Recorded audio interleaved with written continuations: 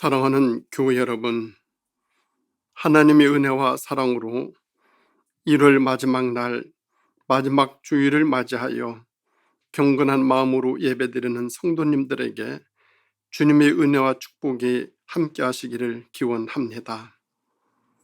오늘 주일 예배는 정부의 지침에 따라 좌석의 10% 내에서 거리 두기와 방역 수칙을 철저히 준수하며 본당에서 드립니다.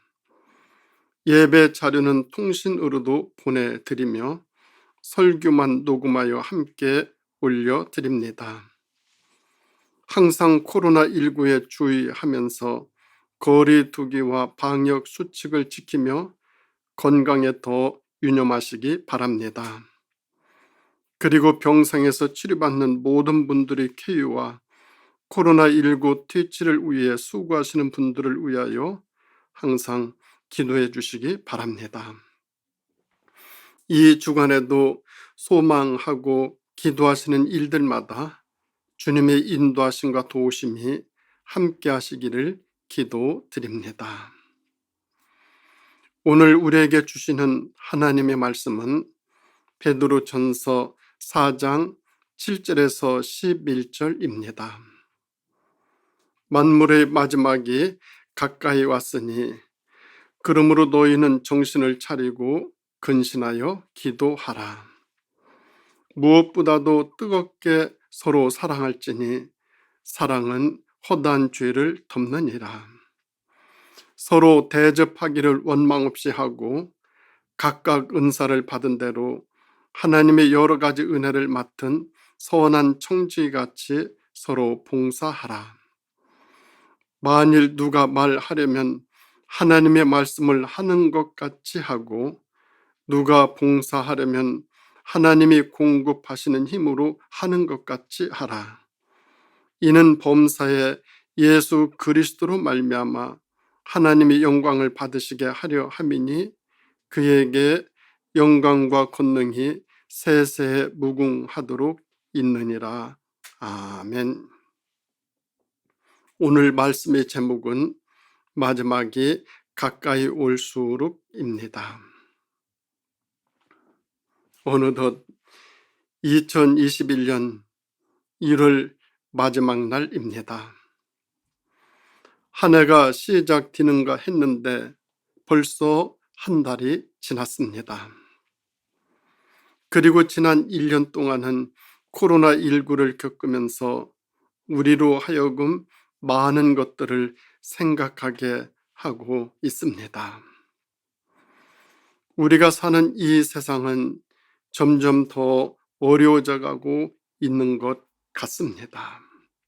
인정은 메말라가고 사랑은 식어가고 질병은 늘어나고 천재지변은 날로 증가하여 고통이 점점 심각해져 가고 있습니다. 마치 성경에서 말씀하시는 마지막 때의 현상을 보는 것 같기도 합니다.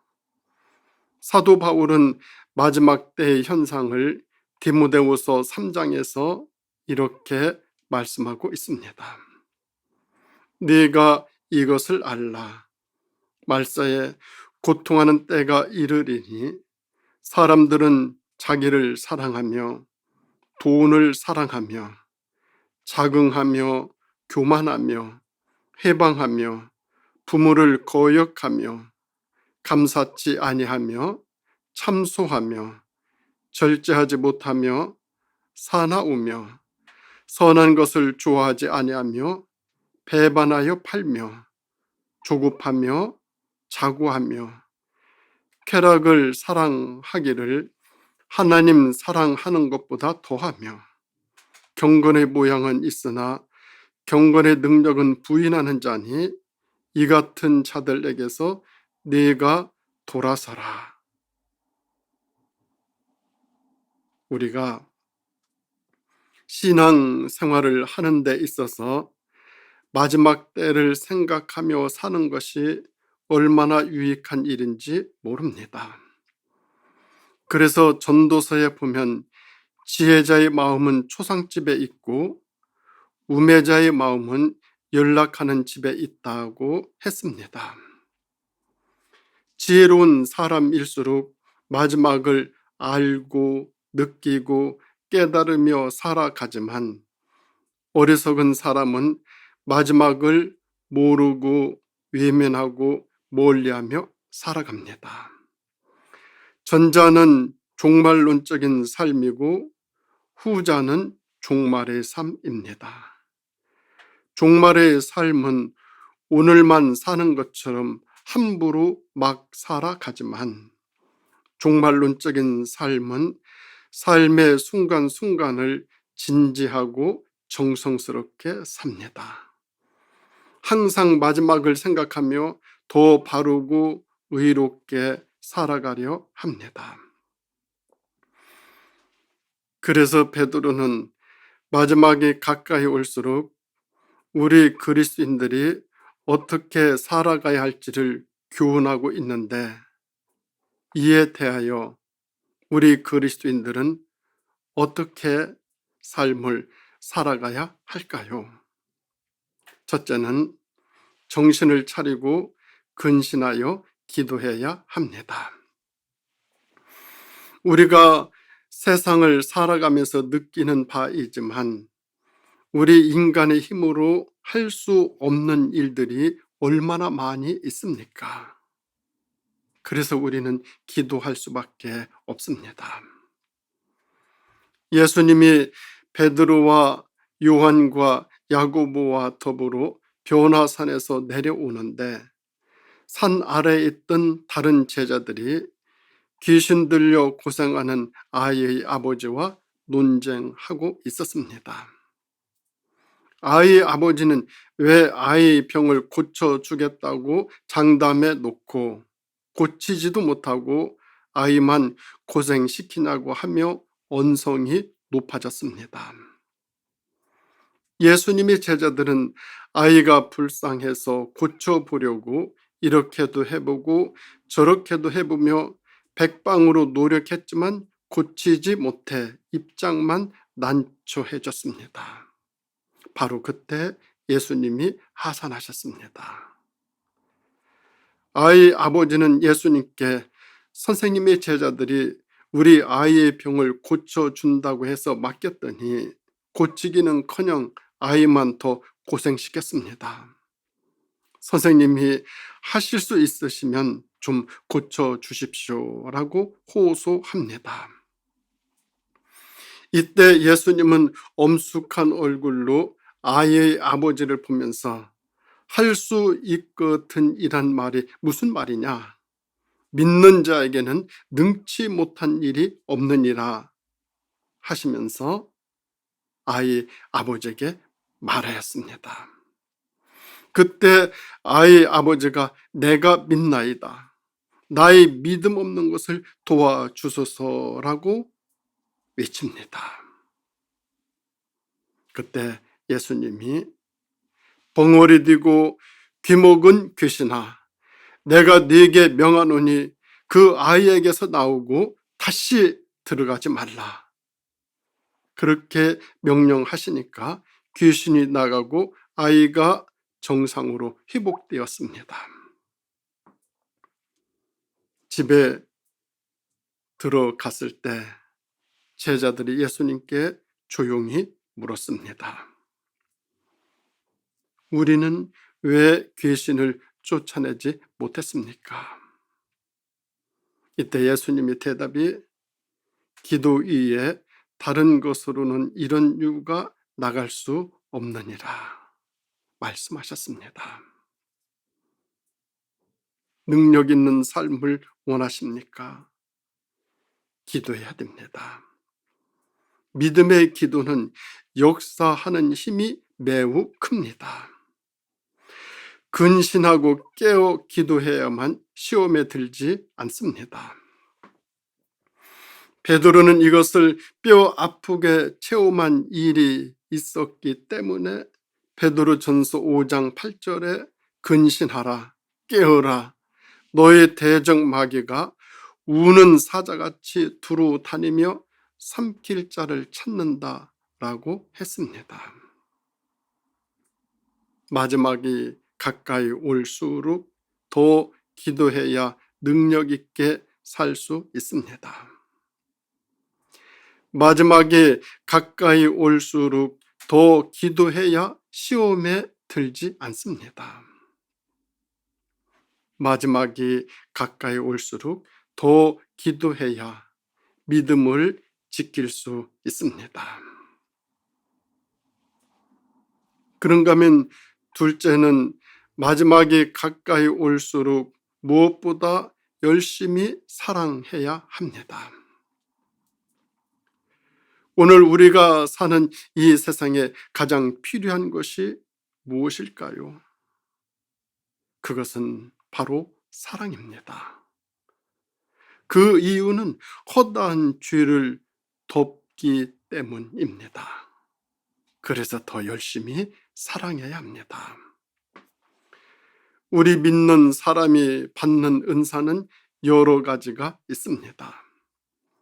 어떤 이에게는 지혜와 지식의 말씀을, 다른 이에게는 믿음을, 어떤 이에게는 병 고치는 은사를, 어떤 다른 이에게는 능력 행함을, 어떤 이에게는 예언함을, 어떤 이에게는 영들 분별함을, 다른 이에게는 각종 방언 말함을, 어떤 이에게는 방언 통역함을 주십니다. 이 모두가 다 귀하고 귀한 은사입니다. 그런데 사랑이 없으면 방언도 예언도 믿음도 헌신도 봉사도 아무것도 소용이 없습니다.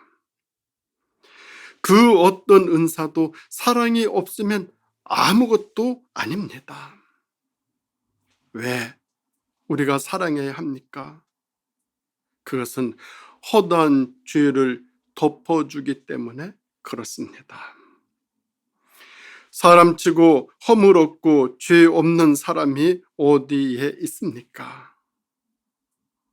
그러나 사랑하면 그 허물과 죄가 다 가리워져 보이지 않습니다. 셰익스피어는 사랑하면 소경이 든다라고 하였고, 무디 성경학교 교장인 조지 스위팅은 사랑은 망원경으로 보는 것이고 미움은 현미경으로 보는 것이다 라고 했습니다. 정말 그렇습니다. 사랑은 아무리 강조해도 절대로 지나치지 않습니다. 우리가 나이가 들어가면 들어갈수록 더 열심히 해야 할 일이 있다면 그것은 덮어주고 가려주고 감춰주는 일입니다. 그런데 이 일은 오직 사랑으로만 가능합니다. 그런가 하면 세 번째, 마지막이 가까이 올수록 우리는 선한 청지기 같이 봉사해야 합니다. 마태복음 5장에 보면 예수님의 유명한 달란트 비유가 나옵니다. 이 비유는 모든 사람으로 하여금 자신의 재능이 하나님께로부터 온 것이라는 것을 말해주고 있습니다. 모든 사람은 다 같은 재능을 가지고 태어나지 않고 각자 다른 달란트를 가지고 세상에 태어납니다. 그래서 세상에 똑같은 사람 한 사람도 없습니다. 생긴 것 다르고 성격도 다르고 취미도 다르고 마음도 다르고 영혼도 다르고 모두가 다릅니다. 그러므로 생각하는 것이 다르고 주장이 다르고 소원도 다릅니다. 그래서 하나님은 각 사람마다 각각 다른 은사를 맡기셨습니다. 그런 의미에서 우리 모두는 하나님의 은사를 맡은 청직이 다시 말하면 관리인입니다. 그런데 관리인은 맡은 것이 자기 것은 아니지만 주인같이 일해야 합니다. 주인 정신을 가지고 일해야 된다라는 것입니다. 또한 주인의 마음에 들어야 하고 그 기대에 어긋나지 않게 맡은 일을 잘 관리해야만 합니다. 많은 것을 맡은 관리인은 더 많은 노력을 해야 하고, 적은 것을 맡은 사람은 그 적은 것을 가지고 더 최선을 다해야 합니다. 한 달란트가 적다고 해서 그것을 사용하지 아니하면 하나님 앞에 큰 잘못을 범하는 결과가 됩니다. 우리에게 적은 달란트를 맡길 때 하나님께서는 거기에 합당한 노력을 원하시고, 많은 달란트를 맡겼을 때는 그만큼 더 많은 노력이 요구되는 것, 그것은 당연합니다. 그러므로 못 배운 사람보다 배운 사람의 책임이 더 큽니다. 없는 사람보다 있는 사람이 그 책임이 더 크고, 은혜 안 받은 사람보다 은혜 받은 사람의 책임이 더 큽니다. 우리가 무엇을 얼마나 맡았느냐 하는 것이 중요한 것이 아니라, 내가 맡은 것을 가지고 얼마나 열심히 살았느냐가 훨씬 더 중요합니다. 그 이유는 맡은 달란트에 따라서 계산할 날이 있기 때문입니다. 그 날이 살아온 삶에 대하여 결산하는 날이요 마지막 날입니다. 그런데 여기서 우리가 꼭 기억해야 할 것이 있습니다. 그 계산은 반드시 개인적으로 한다는 것입니다. 하나님께서 마지막 날 개인적으로 하시는 그 계산이 하나님의 심판이십니다. 하나님은 마지막 날 심판하실 때 적당히 넘겨버리지 아니하십니다. 성경에 보면 사람이 행한 모든 미련한 말이 심판날에 판단을 받으리라고 마태복음 12장 36절에서 말씀하고 있습니다. 사람은 인격이 있고 자기가 행한 일에 대한 책임을 반드시 져야 합니다. 내 생각, 내가 한 말, 내 행동에 대해서 책임을 져야 합니다. 그러므로 우리가 행한 모든 일에 대한 심판을 받을 수밖에 없다는 사실, 우리가 꼭 알아야 합니다. 하나님이 심판하실 때는 사람을 보아가며 심판하지 아니하십니다. 그래서 이 하나님의 심판이 얼마나 무서운지 모릅니다.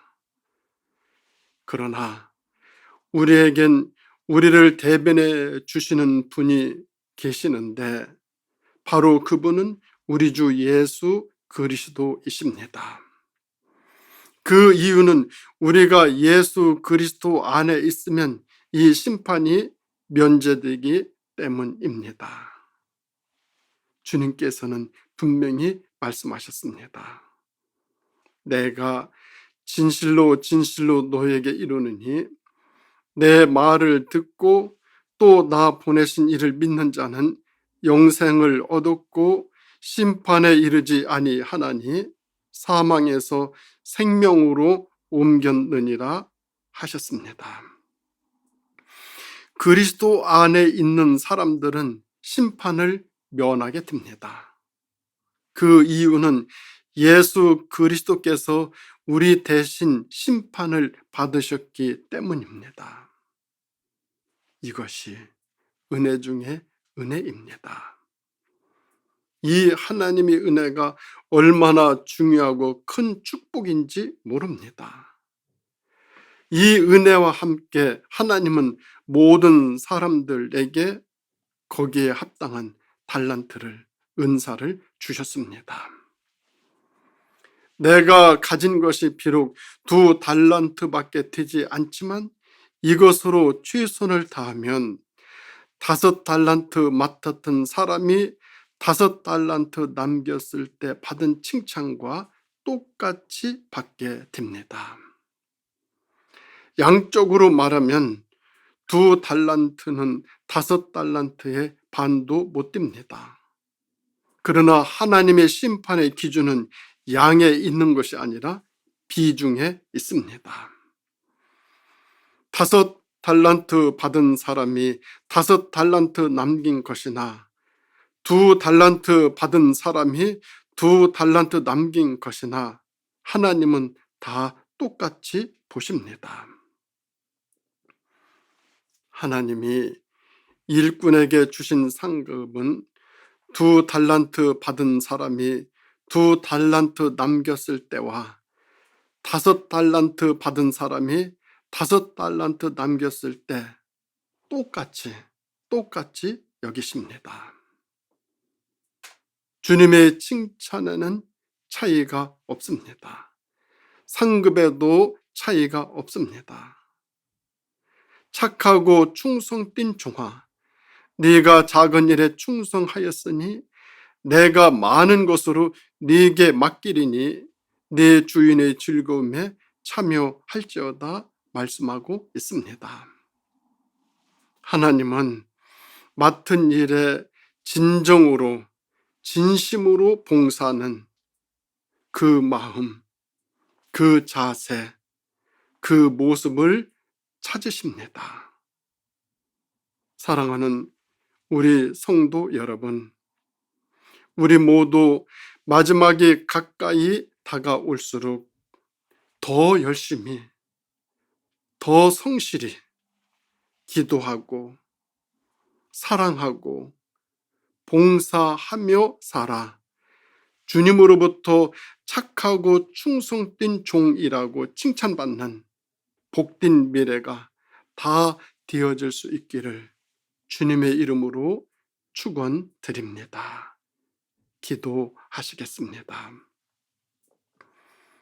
하나님 아버지,